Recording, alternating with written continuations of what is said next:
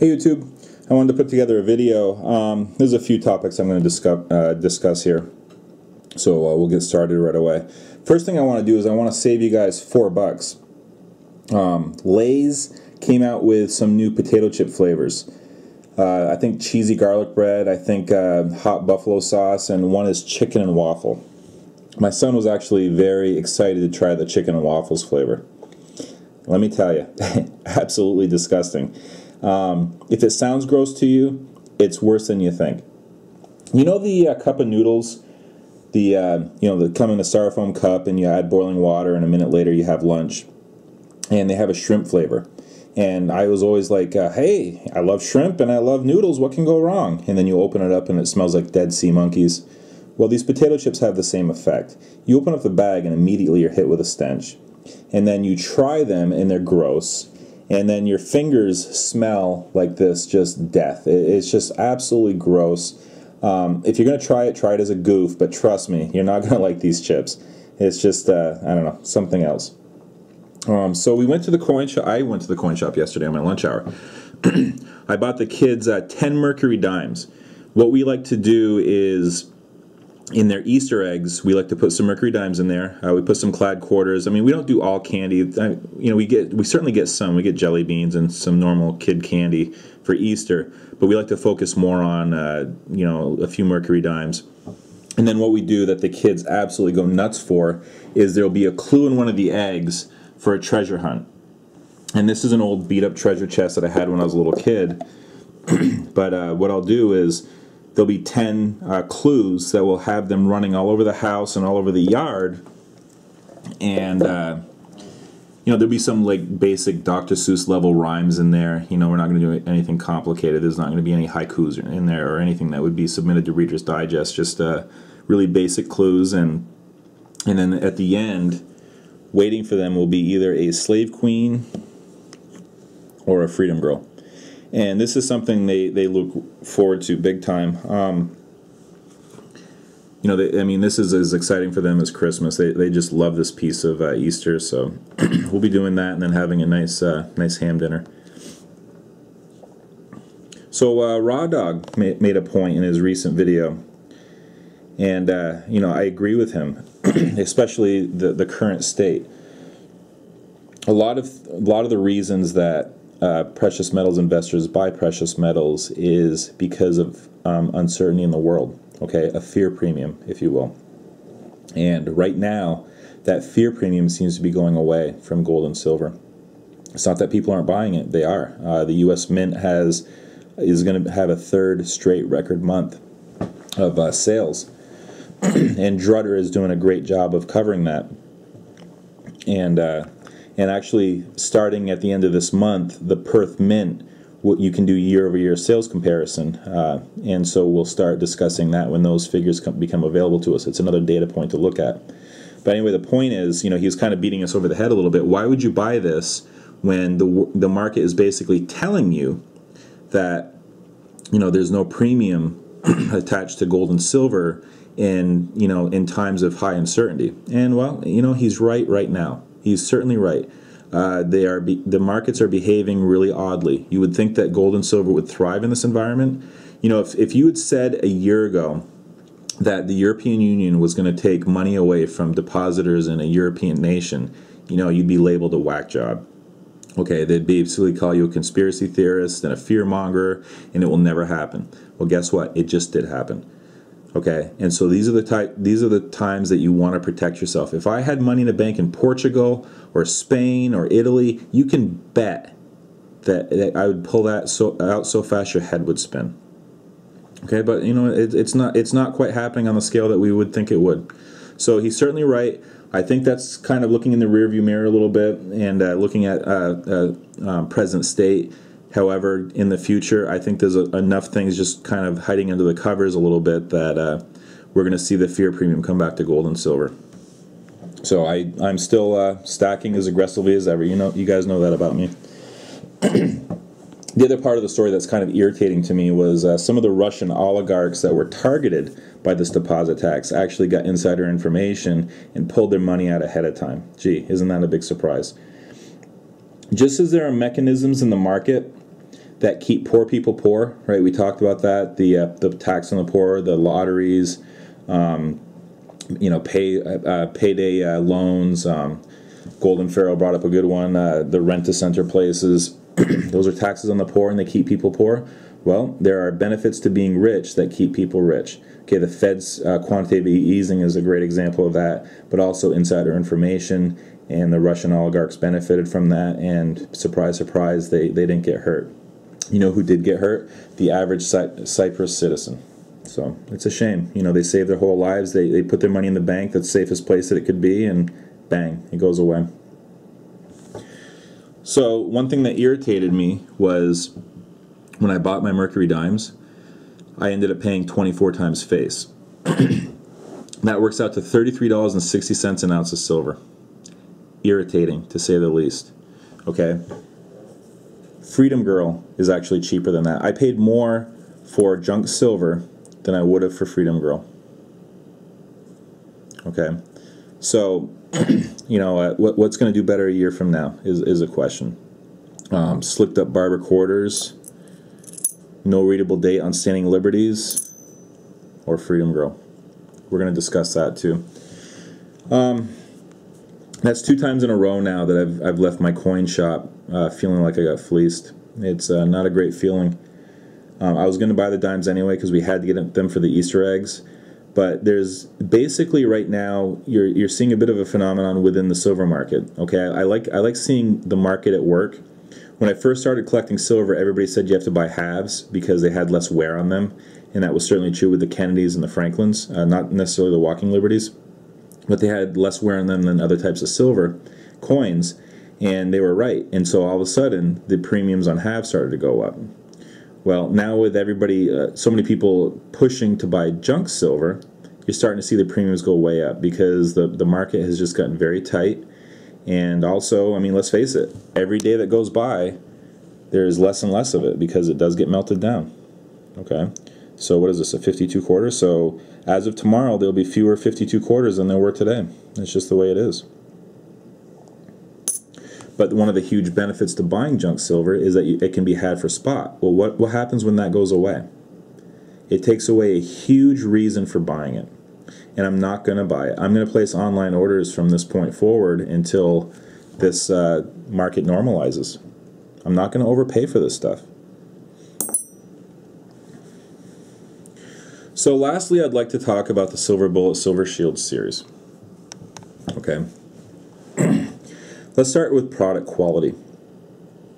I will tell you guys, and I know, and look, I want to choose my words carefully here, because I know that you guys are gonna really strongly disagree on some of the points I'm going to make, and that is perfectly fine. I understand. I've been following the story very closely, and all of the things that you're angry about and all of your concerns are more than well noted. I understand everything that you're going to say. I'm going to give you my perspective, my thought process, and I'm certainly not telling you to go out and buy these rounds. I'm telling you what I think. You can decide if it makes sense for you or not. You're probably going to be angry enough from your experience that you're going to basically disregard everything I say, and that's perfectly fine. I understand. I'm a huge vote with your wallet guy. If I get burned by a business, I usually don't return my business. I work too hard for my money to give somebody else my business if they don't treat me right as a customer. Okay? I worked in customer service for 12 years. I am very well versed on good customer service. and what you guys have seen so far has not been. Okay, so let me put all those disclaimers out there so that you understand that I get where you're coming from. And I get that no matter what I say here, there's going to be some angry comments on here telling me about your experience, and I get it. And I'm going to say in my comment, I understand where you're coming from. So let me just get that out of the way. When you order bullion, you expect to see this. Okay? Perfect Perth Mint bullion. And it is. Everything I've gotten from the Perth Mint has been spotless, guys. It's been just immaculate. And you can understand why. When you watch the videos on how the Perth Mint mints their products, they're using a clean room environment, like they're making semiconductors, and then they immediately encapsulate it. And the net result is this. Beautiful coins. Beautiful. As good as it gets, really. Here's the problem. There's a really large premium attached to it. So, it's very difficult to stack large amounts of permanent bullion. But I think it's a great bet for the future. That's why I buy a few of all of them. That's why I buy a few Lunar Series and a few Koalas, and I dabble with the Kooks, okay? And an inferior quality product isn't exclusive to the Mulligan Mint, okay? The Royal Canadian Mint, best in the world, right? Or one of the best in the world, right? Well, this came right out of a mint-sealed roll, okay? And, I know that the milk spot issue has been covered really well, but understand, I paid a premium for this maple leaf. Do you think I'll get that premium back when I go to sell it with that big milk spot on it? And yes, I realize there's ways to clean it off, but you're not supposed to clean this stuff. Okay, this is from the Royal Canadian Mint. Is it just milk spots? Nope. This is one of the moose, again, from a mint tube. Look at that nice black spot on its shoulder. I had a whole bunch of moose come with these black spots on them. I had some American Eagles come to me with black spots on them. When you're buying bullion coins, I've seen a ton of videos with scratched up Britannias. When you're buying bullion coins, sometimes you're not going to quite get just the stellar quality that you're hoping for. I learned that early on. Okay? Sometimes the stuff comes like this. It's disappointing. It really is. But it's part of buying bullion. Unless you want to pay up for the really prime stuff, you're very often going to get this. I've ordered 50 or so of these rounds, okay? And I got to tell you guys, I know that some of them have come scratched up and everything. Every single round I've gotten has been top notch. I've been very happy with the quality. And part of that was because some of my orders came late. So I'm thinking that maybe they're getting their quality under control. I'm hopeful. I mean, I just got some Freedom Girls in, and I know a lot of you guys had problems with your Freedom Girls. I didn't have any that had any problems. They all came out really nice. So let's talk about the future of this series. Right now, this is, believe it or not, other than pure generics like the Buffalo rounds or, those fake Morgan rounds or anything like that, other than the pure generics, this is the stuff that I can get closest to spot than anything. Okay, maybe the maple leaves. But again, how much upside is there in this? Price-wise, they're very comparable. Now, what do I see for the future here? And again, guys, full disclaimer, I know that a lot of you are very unhappy. Okay? I've been watching Chris Dwayne's subscriber count. And why is that important? Because he is pretty much the first silver channel that most people find on YouTube. His silver videos are some of the best. He speaks directly to silver investors.